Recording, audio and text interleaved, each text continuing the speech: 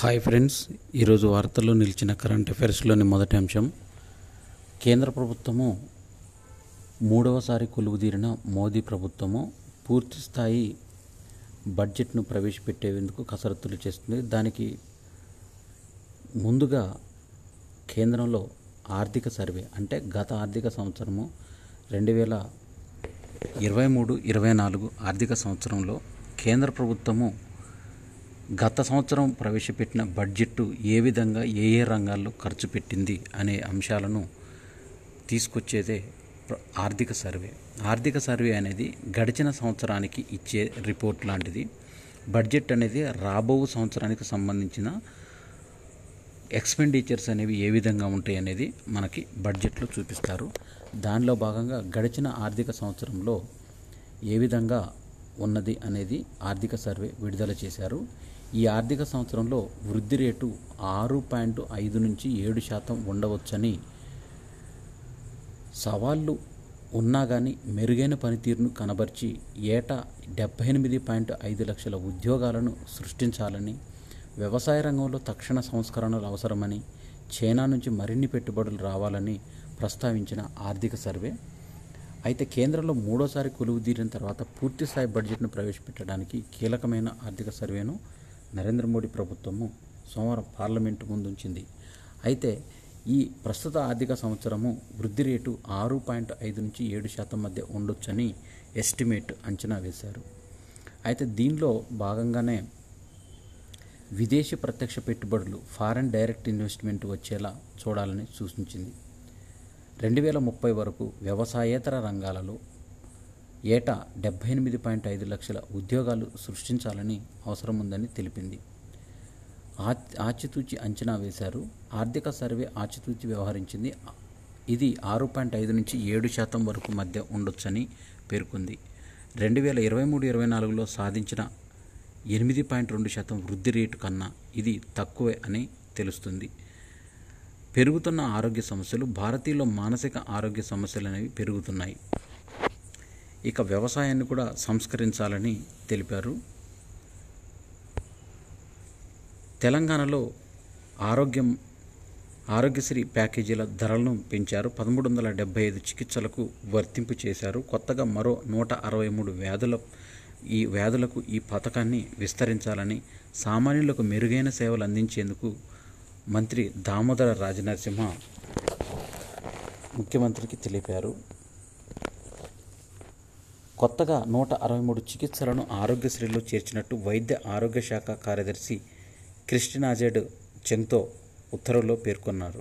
కొత్తగా చేర్చిన చికిత్సల్లో ముఖ్యమైనవి chronic thromboembolic pulmonary hepatitis surgery, complex PCI, veno arterial extra corporeal membrane oxygenation, induction of fertility, మోకాలి operation, fistula, రేడియాలజీకి సంబంధించిన పలు చికిత్సలు, intracranial stent for coiling, cerebral aneurysm coiling, intra artificial ట్రాంబోసిలిస్,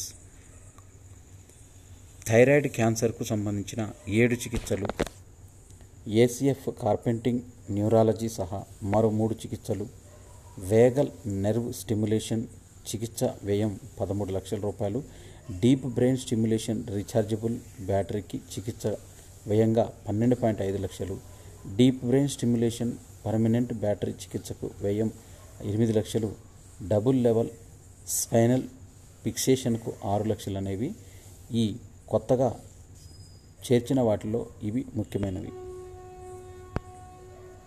pharma రంగంలో తెలంగాణ అగ్రగామిగా నిలుస్తుందని 1000కి పైగా లైఫ్ సైన్సెస్ కంపెనీలు ఇక్కడే తెలుగు రాష్ట్రాల్లో పెరుగుతున్న ఉపకాయాలు, ప్లాస్టిక్ రంగంలో తగ్గింపుల్లో సిద్దిపేట చొరవ స్ఫూర్తిదాయకమని కేంద్ర ఆర్థిక సర్వేలో పేర్కొంది. అనారోగ్యకర ఆహారంతో 56% రోగాలనేవి వస్తున్నట్లు తెలిపింది. సహకార రంగాల్లో తెలంగాణ 3వ స్థానాన్ని కైవసం చేసుకుంది. సిద్దిపేటలో స్టీల్ బ్యాంకు దేశానికే ఆదర్శమని, ప్లాస్టిక్ వినియోగాన్ని తగ్గించి ప్రజారోగ్యాన్ని కాపాడేందుకు సిద్దిపేట జిల్లాలో వినూత్నంగా అమలవుతున్న స్టీల్ బ్యాంకు కార్యక్రమం దేశానికి ఆదర్శంగా నిలిచింది. సిద్దిపేట మాజీ మంత్రి సిద్దిపేట ఎమ్మెల్యే హరీష్ రావు చొరవతో బాల వికాస సంస్థ సహకారంతో సిద్దిపేటలో 4 ఏళ్ల కిందట తొలి స్టీల్ బ్యాంకును ఏర్పాటు చేసి పట్టణమంతా విస్తరించారు. రాష్ట్రంలో నిర్వహించిన కంటి వెలుగు నిర్వహణ సందర్భంగా ప్రతి వైద్య శిబిరంలో సిబ్బందికి భోజనము, తాగునీరు సరఫరాకు ప్లాస్టిక్ వస్తువులకు వాడకుండా స్టీల్ సామాగ్రిని వినియోగించారు. ఐక్యరాజ్య సమితిలో ప్రసంగించిన తెలుగు యువకుడు అడపావారిపాలెం టు అమెరికా. తెలుగు యువకుడు ఐక్యరాజ్య సమితిలో ప్రసంగించాడు. ఆంధ్రప్రదేశ్లోని కృష్ణా జిల్లాకు మోపిదేవి మండలం అడపావారిపాలెం గ్రామానికి చెందిన పండలనేని శివప్రసాద్ రెండో కుమారుడైన కృష్ణకిషోర్ అమెరికాలో చదువుతున్నాడు. ఆయనకు ఐక్యరాజ్య సమితిలో మాట్లాడే అవకాశం రావడంపై పలువురు హర్షం వ్యక్తం చేస్తున్నారు. కృష్ణకిషోర్ కొలంబియా యూనివర్సిటీలో school of international and public affairs SIPA SIPAలో మాస్టర్స్ ఆఫ్ పబ్లిక్ అడ్మినిస్ట్రేషన్ చదువుతున్నాడు. ఐక్యరాజ్య సమితిలో సస్టైనబుల్ డెవలప్మెంట్, సుస్థిర అభివృద్ధి అనే అంశంపైన అభిప్రాయాలు తెలిపేందుకు న్యూయార్క్లో ఐక్యరాజ్య సమితి ప్రధాన కార్యాలయం కృష్ణకిషోర్కు ఆహ్వానం పంపింది. దాదాపు 10 నిమిషాలకు పైగా ప్రసంగించిన అక్కడి ప్రతినిధులను ఆకట్టుకున్నారు.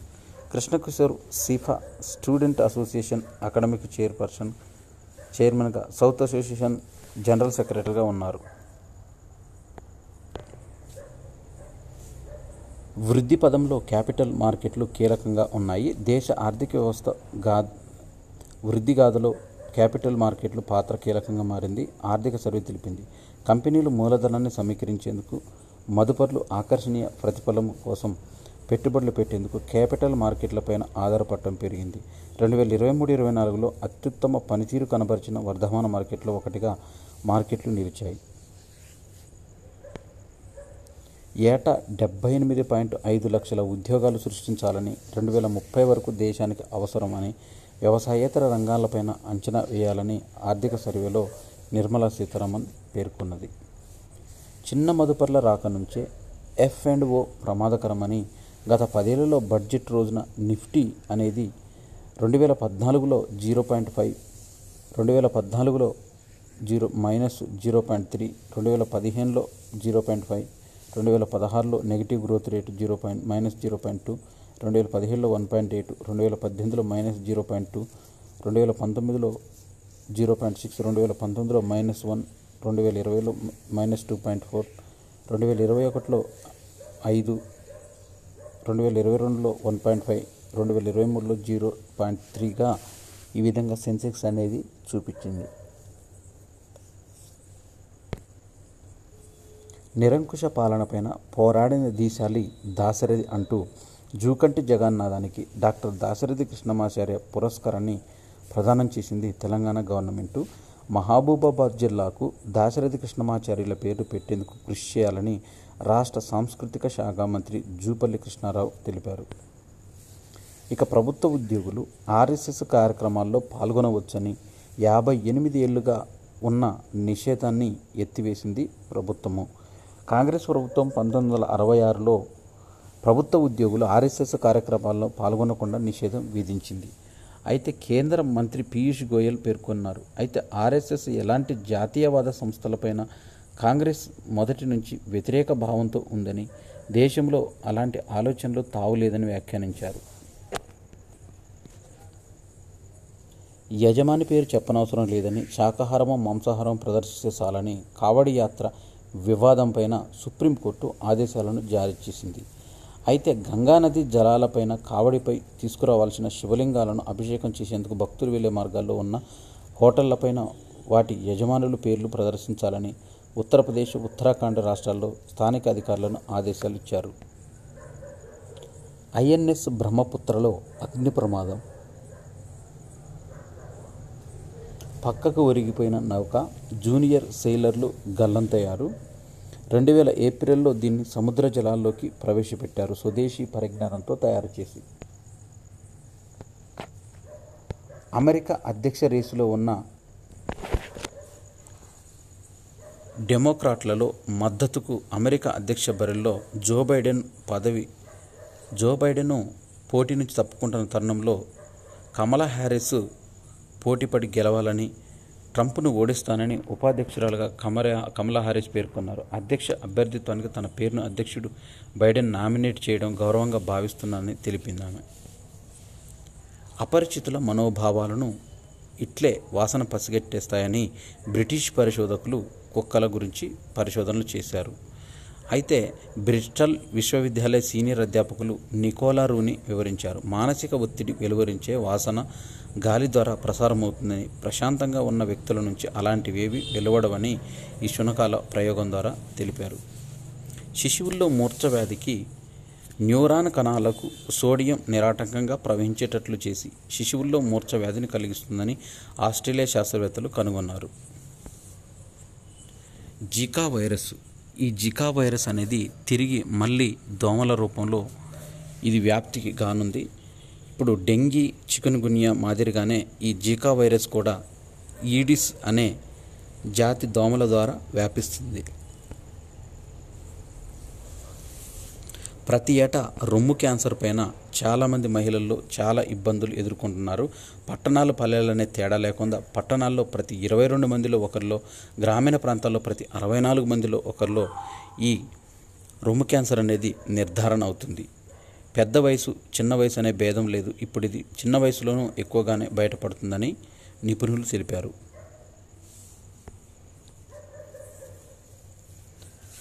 భారత షూటింగ్ దిగ్గజం అభినవ్ బింద్రాకు ఒలింపిక్ ఆర్డర్ అవార్డును లభించింది. ఒలింపిక్ ఉద్యమానికి చేసిన గొప్ప సేవలకు గాను అంతర్జాతీయ ఒలింపిక్ సంఘం IOA బింద్రాను ఈ పురస్కారానికి ఎంపిక చేసింది. ఆగస్టు 10న ప్యారిస్లో అవార్డు ప్రదాన కార్యక్రమం అనేది ఉంటుంది. మీకు ఒలింపిక్ ఆర్డర్ ఇవ్వాలని international Olympic committee executive board నిర్ణయించానని చెప్తున్నానికి సంతోషిస్తున్నానని బింద్రాకు రాసిన లేఖలో IOC అధ్యక్షుడు థామస్ బాక్ తెలిపారు. బింద్రాకు క్రీడల మంత్రి మన్సుఖ్ మాండవీయ అభినందనలు తెలిపారు.